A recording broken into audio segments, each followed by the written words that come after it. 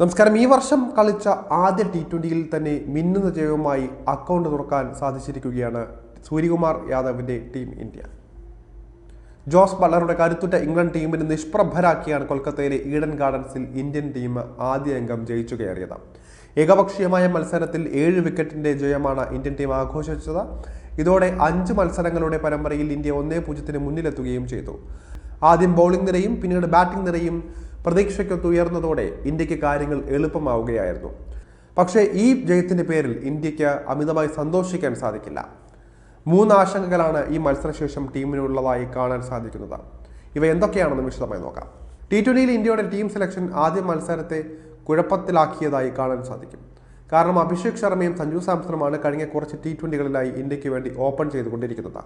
ഇവരിൽ സഞ്ജു സാംസൺ സ്ഥിരതയാർന്ന പ്രകടനങ്ങളുടെ ഈ ഒരു സ്ഥാനം ഏറെക്കുറെ ഭദ്രമാക്കിയപ്പോൾ അഭിഷേക് ശർമ്മ പ്രതീക്ഷയ്ക്കൊത്ത് ഉയർന്നിരുന്നില്ല.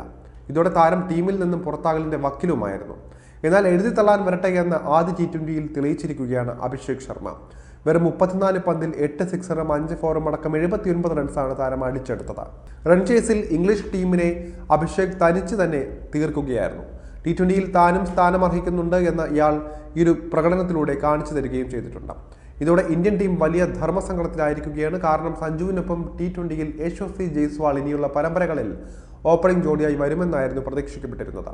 ഇതോടെ അഭിഷേക് പുറത്താകുമെന്നും ഉറപ്പിച്ചിരുന്നതായിരുന്നു. പക്ഷേ ഇപ്പോൾ സഞ്ജുവിനൊപ്പം അഭിഷേകം ഓപ്പണിംഗിലേക്ക് അവകാശവാദം ഉന്നയിക്കുകയാണ്.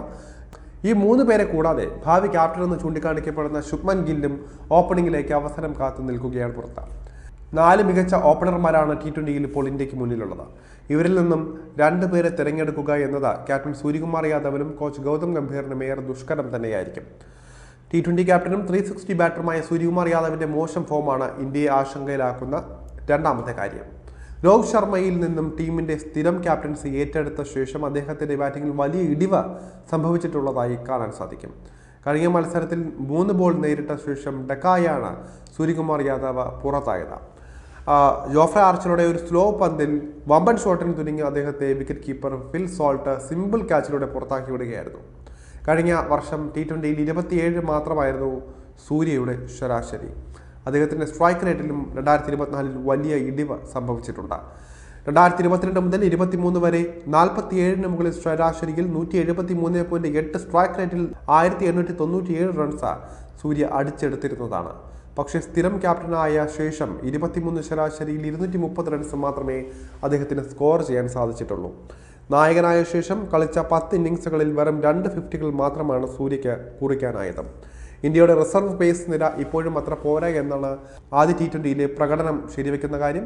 ജസ്പ്രീത് ബുംറ, മുഹമ്മദ് ഷമി, മുഹമ്മദ് സിറാജ് തുടങ്ങിയ സീനിയർ താരങ്ങളൊന്നും ഇല്ലാത്തതിനാൽ തന്നെ അർഷ്ദീപ് സിംഗ് ആണ് ആദ്യ T20യിൽ ബോളിങ്ങിനെ ചുക്കാൻ പിടിക്കാൻ എത്തിയത്. പവർ പ്ലേയിൽ തന്നെ 2 വിക്കറ്റുകൾ പിഴുത് അദ്ദേഹം റോൾ ഭംഗിയാക്കിയെങ്കിലും പിന്തുണയ്ക്കാൻ പേസ് നിരയിൽ മിടുക്കരായ ആരും തന്നെ ഇല്ലായിരുന്നു. ഇത് ഇന്ത്യയെ സംബന്ധിച്ച് ആശങ്കപ്പെടുത്തുന്ന 3ാമത്തെ കാര്യമാണ്.